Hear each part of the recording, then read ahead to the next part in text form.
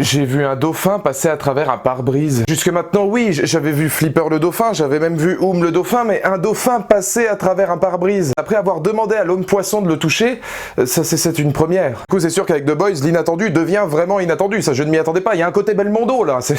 Ainsi va la vie.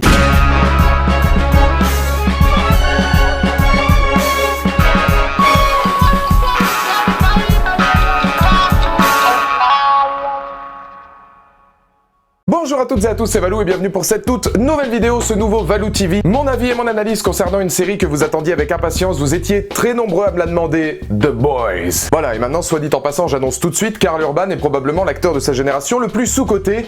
Bonsoir. Vous étiez très nombreux à me parler de cette série qui est arrivée chez Amazon il y a à peu près 3 semaines, peut-être un mois grand maximum. C'est une série qui m'intriguait beaucoup, voilà, il y a eu Euphoria il y a quelques semaines, maintenant c'est The Boys. Qu'est-ce que ça vaut vraiment? Et ben, vous allez voir qu'au-delà de cette analyse, je vais essayer d'aller un petit peu plus loin, en partant autour d'une thématique simple. Est-ce qu'avec The Boys, on peut pas se rendre compte que le monde du super-héros est en train doucement de bifurquer vers quelque chose de plus sombre et que les humains, les super-héros humains, sont peut-être l'avenir de ce qu'on pourrait avoir à la télévision aujourd'hui? Avec Amazon, l'audace, c'est pas vraiment une nouveauté. Mais quand on parle super-héros, l'opinion commune vous dira sûrement que le sujet a été dévoré jusqu'à la moelle. Enfin, ça, c'était avant que le père Kripke débarque avec une adaptation de Garth Ennis, The Boys. Alors oubliez MCU, DC Comics et même création Netflix, il est là, votre nouveau délire. Plus sombre, plus violente, mais surtout beaucoup plus malsaine qu'une série de super-héros classiques, la nouvelle création Amazon s'assume complètement. Personnage arrogant, prétentieux, appât du gain et présence médiatique, vous n'aurez jamais vu l'envers d'un héros de cette façon.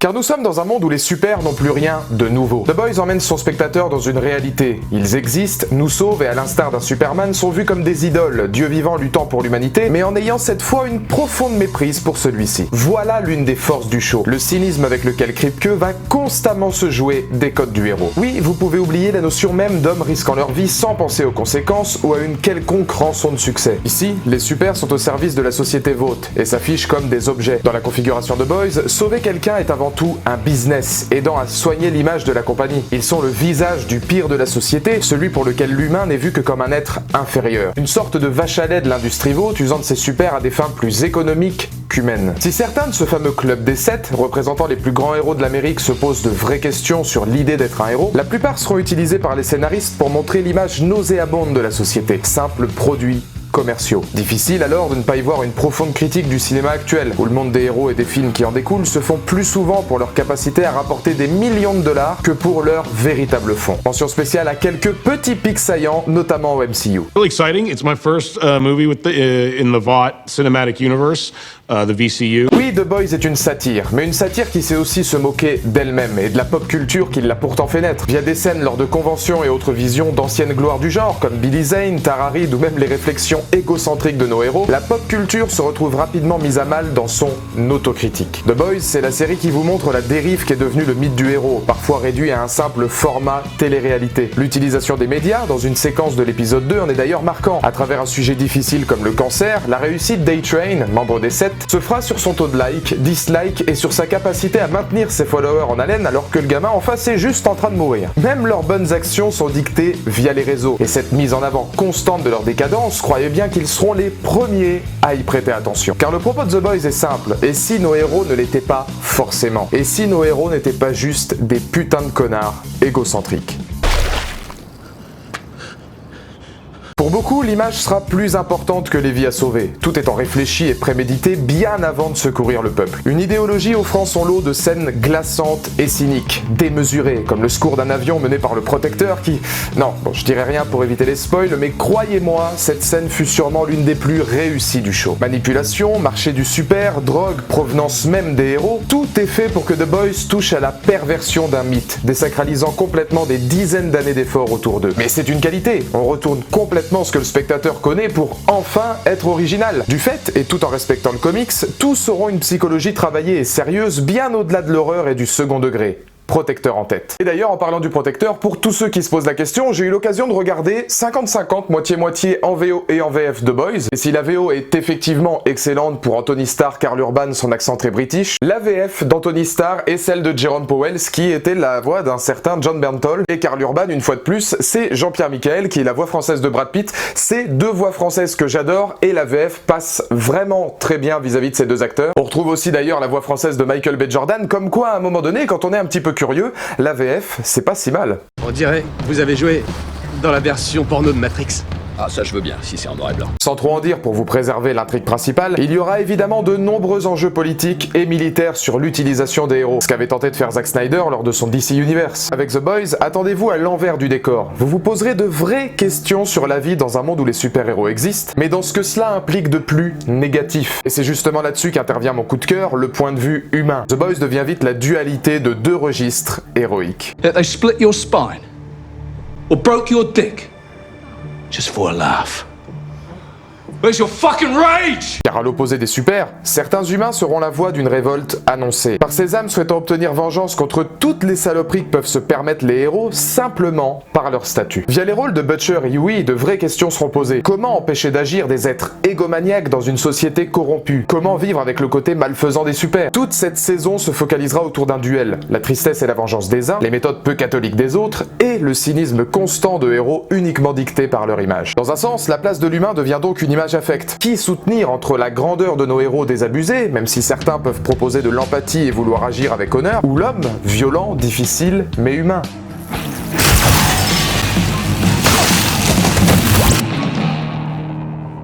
En outre, comme toute série Amazon qui se respecte, nous retrouverons des qualités et des défauts propres à la plateforme. The Boys est une longue série, 8 épisodes certes, mais plus d'1 heure pour chaque, ce qui faisait déjà défaut à American Gods. Mais sa mise en scène en reste soignée, format cinématographique constant, photographie sombre impeccable et justesse technique maîtrisée. Tout y est pour prendre une énième claque visuelle. Esthétiquement glauque et dans une ville proche du thriller hardcore, The Boys se rapproche plus d'un Daredevil ou d'un Punisher que d'un DC. Elle garde cependant certains codes du film de super-héros, comme l'esthétique des costumes ou le travail de Kripke nous emmène dans plusieurs univers, de Kick-Ass à Watchmen en passant même par G.I. Joe, par des protagonistes ultra caricaturaux, mais juste, on notera la présence d'un casting hors norme. Karl Urban, Jennifer Esposito, Jimmy Fallon, Simon Pegg, Billy Zane ou Haley Joel Osment, le cast est vraiment de choix. Mention spéciale à un Karl Urban incroyable et lui. Who put the fucking blanket on the bed? Randy, why? You fucking asshole. Amateur fuck. Cynique, égocentrique, mais particulièrement attachant car complexe, Anthony Starr confirme sa capacité à faire du protecteur le personnage le plus complexe, atypique et mystérieux du show. Et alors oui, je sais, il serait peut-être temps que je me mette un jour à Banshee. Fun, original, bien adapté et gore, The Boys ouvre des pistes pour une deuxième saison aux capacités multiples. Un ensemble d'éléments me posant toutefois une question finale, et si nous n'étions pas dans une relecture particulière où les humains sont, eux, l'avenir des héros d'aujourd'hui? Et c'est là, finalement, pour conclure la thématique que je voulais aborder, est-ce qu'on se rend pas compte à un moment donné que les plus grands super-héros sont les héros humains? Parce que en regardant cette série, j'ai eu vraiment l'impression de voir le Punisher contre Dark Superman. Et c'est une idéologie qu'on peut retrouver dans énormément de comics différents. Est-ce que les humains, à un moment donné, qui n'ont pas forcément de super-pouvoirs, pourraient être parfois plus héroïques que certains héros? C'était une question que se posait Batman v Superman, où Batman, techniquement, n'a aucun super-pouvoir. Là, Karl Urban, c'est quelqu'un qui veut se venger depuis la disparition de sa femme. Il y a un côté évident vis-à-vis du Punisher, et je me suis même rendu compte que Karl Urban aurait fait un excellent Punisher. Il est entouré de plusieurs bras droits, et là on peut voir une espèce de clan très atypique, mais qui pourrait presque faire clan de super-héros, ces fameux The Boys, avec un Français expert en armement, avec Huey qui est une personne un petit peu délicate, mais qui va être expert en informatique, et qui sera le gamin un petit peu fragile, mais beaucoup moins idiot qu'on peut l'imaginer. Le Black gros bras, mais avec un grand cœur qui me rappelle énormément le meilleur ami du Punisher dans les saisons de Netflix, qui était là aussi pour aider l'armée américaine. Là on va voir que le gars dans The Boys est un soutien pour les jeunes délinquants qui arrivent en prison. Il y a toute une structure finalement autour de Karl Urban. C'est cette idée que les plus grands héros et les plus grands groupes de héros ne sont pas forcément ceux auxquels on croit. Le fait de faire le mal pour le bien, puisque Karl Urban est quand même quelqu'un, puisque Butcher est quand même un personnage très brut de décoffrage et qui va pas hésiter à faire le mal pour faire le bien, est-ce que c'est pas une nouvelle dynamique dans le monde du super-héros face à des super-héros qui cette fois sont terriblement hautains, qui sont ultra agressifs, prétentieux et qui n'ont presque rien d'héroïque? Et ça donnait un petit peu cette structure là, c'est-à-dire que qu'est-ce que ça donnerait si le Punisher un jour affrontait l'équipe de Superman, mais alors sous LSD ultra prétentieux qui est complètement imbus de leur personne. Alors en tout cas dans les commentaires ci-dessous, n'hésitez pas à me donner votre point de vue. Est-ce que vous aussi vous avez remarqué cette dualité entre l'humanité et entre ce groupe, The Boys finalement, qui est quand même un groupe assez atypique et qui pourrait même devenir le groupe de demain des super-héros, et tous les super-héros, le club des 7, qui sont beaucoup plus négatif. Est-ce que vous avez apprécié cette série? Qui est votre personnage préféré? N'hésitez pas à tout me dire dans les commentaires juste en bas. En tout cas, Karl Urban, je le dis et je le répète, ce mec est bon. Tony Stark aussi, mais Karl Urban. Hot sauce, Louisiana hot sauce.